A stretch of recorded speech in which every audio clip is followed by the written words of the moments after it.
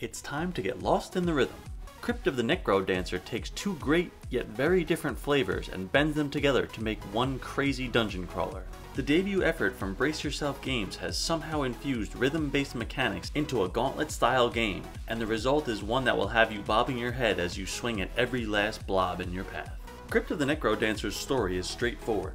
A young apprentice has invaded the very depths of the underworld. Along the way, she has her beating heart torn out of her chest.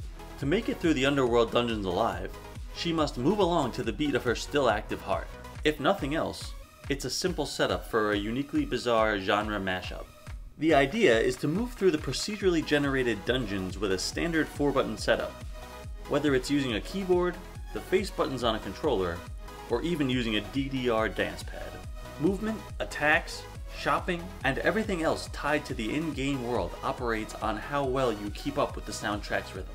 It sounds easy on the surface, but distractions can quickly prove to be your worst enemy. Being surrounded by enemies or being chased by giant red dragons can often break your concentration, which will lead to getting hit by enemies or bumping into a dead end. It takes intense focus to succeed, making this one of the more difficult roguelikes to master. Though it's fun to play through, there are many rough edges to sort out before Crypt of the Necrodancer can consider itself finished. There are numerous placeholder assets, many of them involving the game's UI. There are also some noticeable frame rate issues that pop up throughout each session, and that almost always means certain doom in a game that relies on staying with the beat.